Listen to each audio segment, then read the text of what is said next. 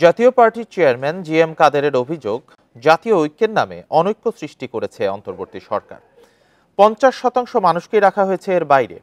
দুপুরে রাজধানীর বনানীর কার্যালয়ে সংবিধান সংরক্ষণ দিবসের আলোচনা সভায় কথা বলেন তিনি। জানান, নির্বাচন কমিশনের নিবন্ধিত দল ৫৩টি হলেও মাত্র 18টি দলকে নিয়ে জাতীয় ঐক্যের প্রচেষ্টা চলছে। অর্ধেকের বেশি দলকে এর বাইরে রাখায় জাতিগতভাবে ভুল বোঝাবুঝির সৃষ্টি হতে পারে বলেও সতর্ক করেন জিএম কাদের। দেশে একটি অবিশ্বাসের পরিস্থিতি তৈরি হয়েছে বলেও দাবি তার।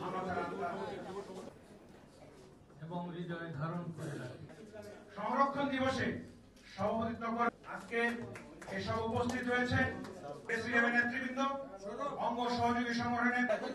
আপনারা কি আপনার নাম্বার 1 প্রায়োরিটি সেটাকে দিয়েছেন, যেটার জন্য জনগণ জীবন দিয়েছে? আপনি বলেন আজকে শহীদের রক্ত আমি বৃথা যেতে দেব না, আমি শহীদকে আমি সম্মান দেখাবো। কিভাবে দেখাবেন? তার স্বপ্নটাকে বাস্তবায়ন করে দেখাবেন। কিন্তু আপনার প্রায়োরিটি তো আমরা দেখতে পাচ্ছি ভিন্ন জায়গায়।